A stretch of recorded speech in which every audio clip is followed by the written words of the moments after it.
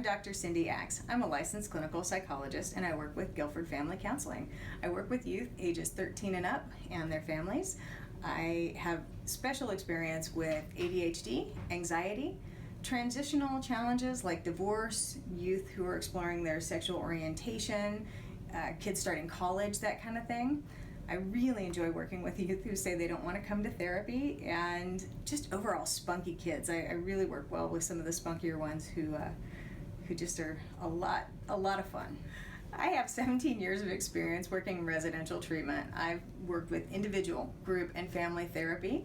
Also, I have a specialty working with youth who have a secondary chemical dependence issue. So if you're someone who has children who have struggled with anything from self-harm to anger management, and your kids have dabbled a little bit in drugs, I know a tremendous amount that could support you through your process.